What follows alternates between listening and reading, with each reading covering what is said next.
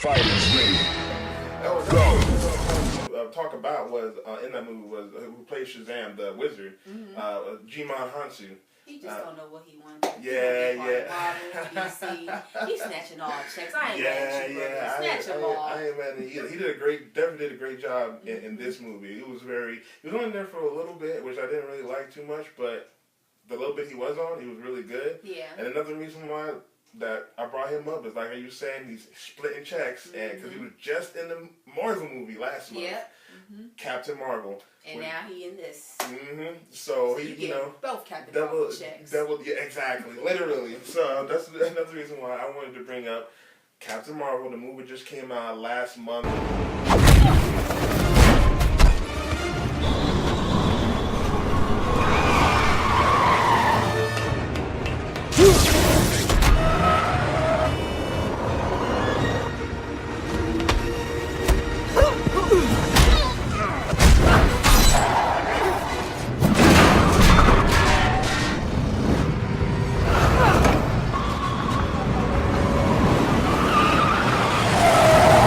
Train's heading for a tunnel up ahead. Let's greet them at the station.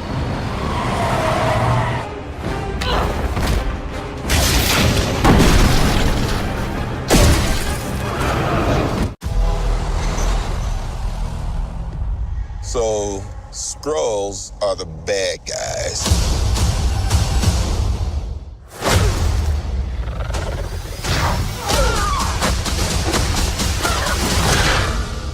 And you're a Kree, a race of noble warriors. Heroes. Noble warrior heroes.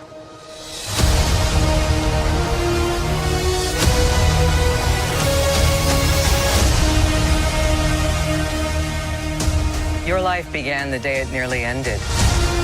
We found you with no memory. We made you one of us. So you could live longer, stronger, superior. You were reborn. I keep having these memories. Something in my past is the key to all of this. You know how to fly this thing? We'll see. That's a yes or no question. Yes.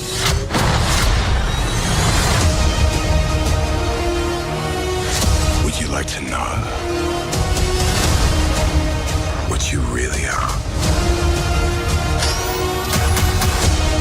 I think I had a life here.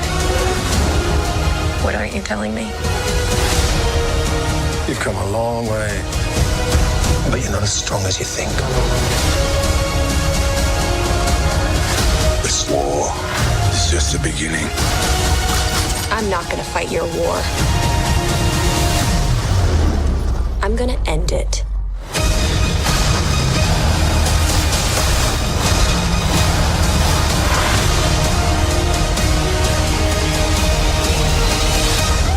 Aren't you the cutest little thing? Aren't you cute?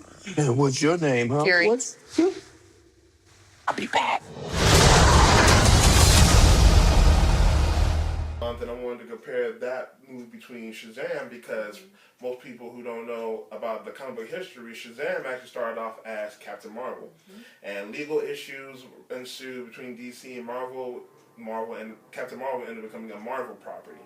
So now we have these two movies, Captain Marvel that came out last month, and Shazam that came out this month. And I want to just talk about, one, how we felt about Captain Marvel, and two, how we feel about pretty much comparing both of these movies at the same time, which is really, it's a really weird instance. I know they put out Captain Marvel because of Endgame, but it's a crazy instance that Captain Marvel and then Shazam came out and making around it the same time. Yeah. So, but yeah, first of all, what do you think about Captain Marvel? I thought Captain Marvel was good. I really think. Okay, I'm sorry. I thought Captain Marvel was good, but the way I feel about movies is like, you put it out right before Endgame's about to come out, and then like the storyline to me was great. It was set in the 90s. I love all the 90s music, the 90s throwback and everything. But I just felt like a lot, like it kind of like moved too fast for me. And then on top of that, you got this person who's supposed to going to take out Thanos of all people, Right, is one of the strongest people in the universe. But it's like, where was she at all along when we really needed her? When they Chari attack, all that when stuff. the Chari attacked, where was she at in Infinity War? And y'all put her, and y'all make her movie. I feel like her movie should have came out like last year rather than like a month before Endgame, and then they're giving us Endgame, That should have came out before Ant-Man and the Wasp. It really should, because it makes a lot more sense.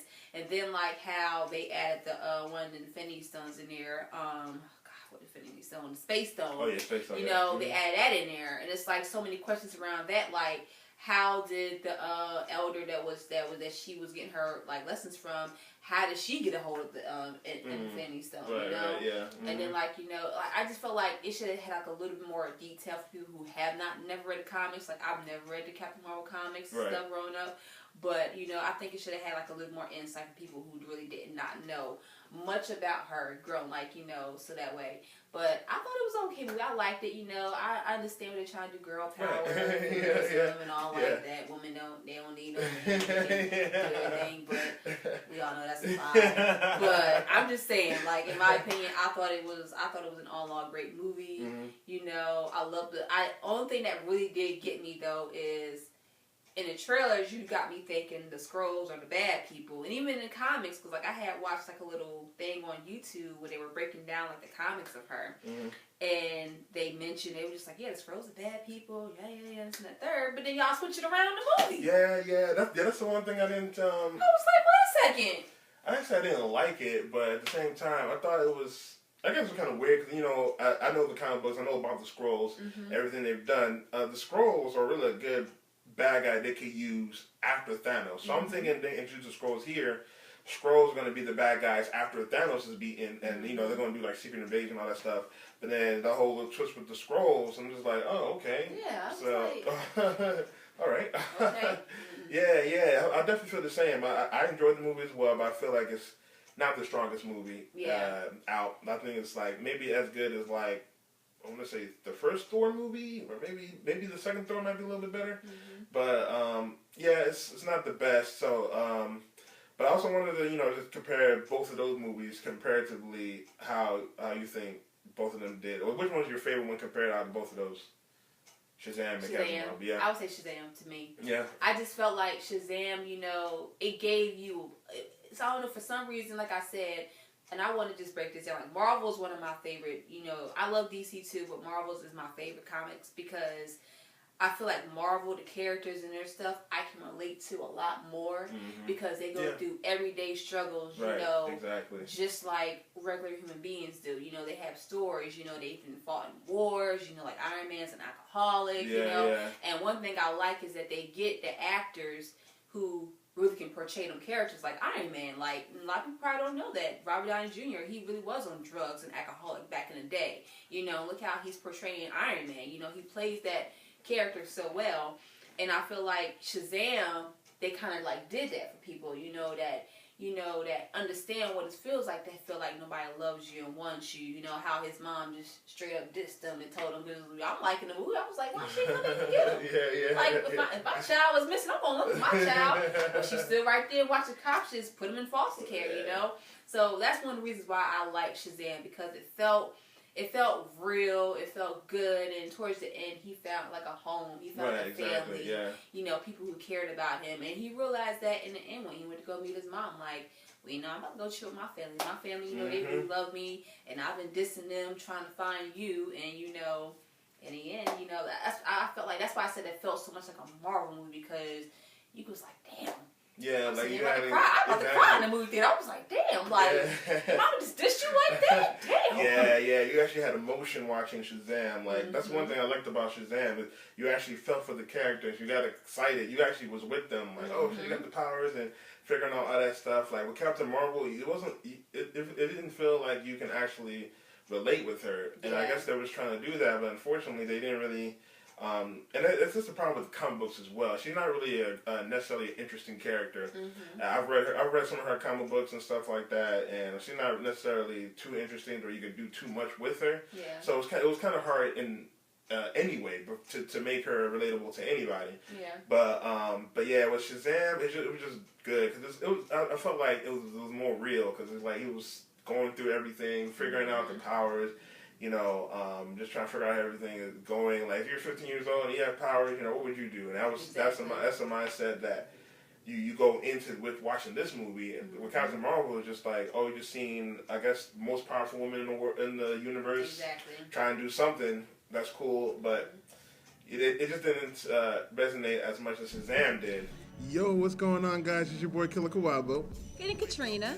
And welcome to the Excess Lounge, a free-form podcast where, we give you our opinions, we're giving you movie reviews, we're going to give you... Let's talk about this theory of how Ant-Man's supposed to go up Thanos' ass, supposed to explode and all like that. Right, we all know how that ends. All right, chill out.